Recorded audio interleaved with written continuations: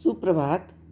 कक्षा 10 की प्रिय छात्राओं, ये हिंदी विषय की कक्षा है और हिंदी विषय में हम लोग हिंदी गद्य साहित्य के इतिहास का अध्ययन कर रहे हैं। पिछली कक्षा में हम लोगों ने शुक्ल युग या छायावादी युग का अध्ययन किया और इससे संबंधित प्रश्न किए। संभवतः सभी छात्राओं ने अपनी कॉपी में उन प्रश्नों का उत्तर कर लिया होगा और अब तक अपनी अपनी पुस्तक भी हिंदी की खरीद ली होगी। यदि आपने नहीं खरीदा है तो जो भी फ़ोटो मैं खींच के भेज रही हूँ उसको ध्यानपूर्वक पढ़िए और पढ़ने के बाद प्रश्नों का उत्तर अपनी कॉपी में कर लीजिए।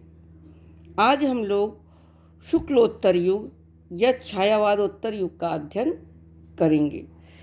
देखिए, शुक्ल युग के बाद के समय को ही शुक्लोत्तर युग या छायावादोत्तर युग कहा गया है। सन 1936 ईस्वी के बाद देश की स्थिति में तेजी से परिवर्तन हुआ और हम कल्पना के लोक से उतरकर ठोस जमीन पर आने की चेष्टा करने लगे। राष्ट्रीय संस्कृति चेतना से प्रेरित लेखकों ने यथार्थवादी जीवन दर्शन को महत्व देना प्रारंभ कर दिया और छायावादी युग के कई लेखक नई भूमि पर पदार्पण कर नवीन युग चेतना के अनुसार साहित्य रचना में प्रवृत्त हुए, यानी लग गए और फलस्वरूप 1938 ईस्वी के बाद के साहित्य को छायावादोत्तर या शुक्लोत्तर युग कहा गया। इस युग के साहित्यकारों की दो पीढ़ियां साहित्य रचना में प्रवृत्त थीं। एक तो जो शुक्ल युग से आ रही थीं और दूसरी जो उसी समय यानी शुक्लोत्तर युग में शुरू हुई थी। तो एक पीढ़ी उन साहित्यकारों की जो सत्ता प्राप्ति के बाद के या प्राप्ति के पूर्व से ही लिखते आ रहे थे, उसके बाद भी सक्रिय रहे, और दूसरी उन लेखकों की जो स्वतंत्रता प्राप्ति के बाद में साहित्य सृजन में लगे। पहली पीढ़ी में आचार्य हजारी प्रसाद द्विवेदी, शांत प्रिय द्विवेदी, रामधारी सिंह दिनकर, यशपाल, उपेंद्र नाथ अश्क, भगवती चरण वर्मा, अमृतलाल नागर, जैनेन्द्र आगे यानी सच्चिदानंद हीरानंद वात्स्यायन आगे, नागेंद्र, राम वृक्ष बेनीपुरी, बनारसी दास चतुर्वेदी, वासुदेव शरण अग्रवाल, कन्हैया लाल मिश्र प्रभाकर, भगवत शरण उपाध्याय आदि गद्य लेखक जो स्वतंत्रता से पूर्व तक से अब तक चले आ रहे थे। दूसरी पीढ़ी में विद्यानिवास मिश्र, हरिशंकर परसाई, फणीश्वरनाथ रेणु, कुबेरनाथ राय, धर्मवीर भारती, शिव प्रसाद सिंह, सितारे हिंद आदि उल्लेखनीय हैं। और गद्य लेखकों में उक्त दोनों पीढ़ियों ने हिंदी गद्य को सशक्त बनाने में विशेष योगदान दिया। उसकी जो शब्द संपदा थी उसमें वृद्धि की और उसे जीवन के बाह्य परिस्थितियों, सामाजिक संबंधों, विसंगतियों, आधुनिक मानव के आंतरिक जो द्वंद्वों या तनाव को व्यक्त करने के में सक्षम बनाया। अनेक नवीन कलात्मक गद्य विधाओं का विकास किया और सब मिलाकर उसे राष्ट्रीय गरिमा प्रदान किया।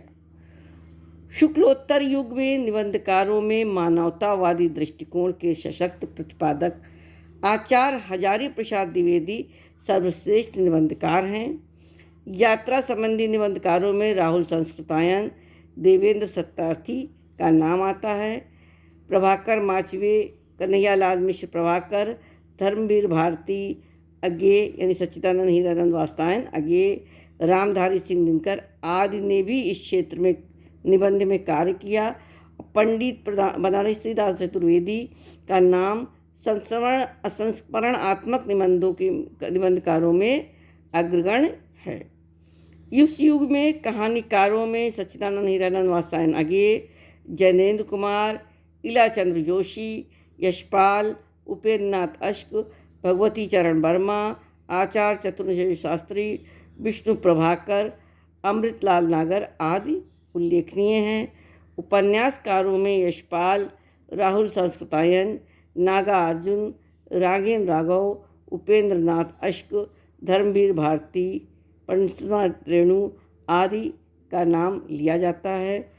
और लक्ष्मी नारायण लाल, उपेंद्र नाथ अश्क, डॉक्टर राम कुमार वर्मा, धर्मवीर भारती, राम वृक्ष बेनीपुरी, राघेंद्र राघव, वृंदालाल बार वर्मा, इन लोग ये प्रसिद्ध नाटककार भी रहे, यानी जो लेखक रहे उन्होंने कहानी भी लिखी, नाटक भी लिखा, उपन्यास भी लिखा। लेकिन किसका कौन सी विधा ज़्यादा प्रचलित हुई इसलिए अलग से बताया जाता है। और जिन्होंने सामाजिक समस्याओं को अपने नाटकों में विशेष योगदान दिया। और प्रगतिवादी युग में सहज व्यवहारिक एवं अलंकार विहीन गद्य की प्रतिष्ठा हुई। इसमें भावुकतापूर्ण अभिव्यक्ति का स्थान सतेज और चुटीली उक्तियों से लिया गया। डॉक्टर रामविलास शर्मा, शिवदान सिंह चौहान, प्रकाश चंद्र गुप्त इस युग के लेखक रहे। रेखाचित्र और संस्मरण में पद्म सिंह शर्मा, बनारसी दास चतुर्वेदी, महादेवी वर्मा, राम वृक्ष बेनीपुरी और कन्हैयालाल मिश्र प्रभाकर विशेष रूप से उल्लेखनीय रहे। हिंदी के इधर कुछ उत्कृष्ट साहित्यिक जीवन चरित्र और आत्मकथाएं भी प्रकाशित हुईं। इसमें अमृत राय की कलम का सिपाही, डॉक्टर रामविलास शर्मा का निराला की साहित्य साधना सबसे उच्च कोटि की कृति थी।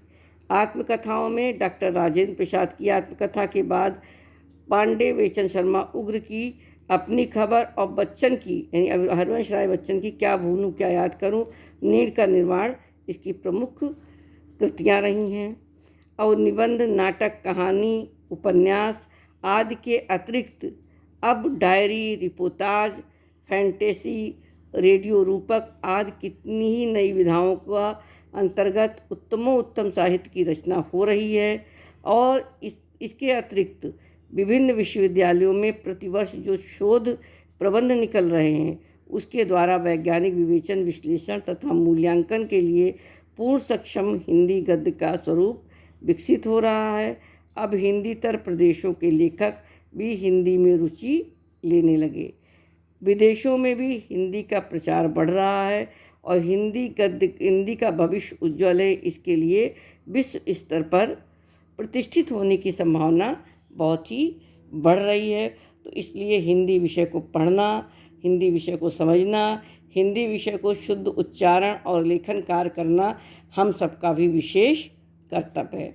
तो बच्चों, इसको आप लोगों को विशेष रूप से ध्यान देकर पढ़ना है।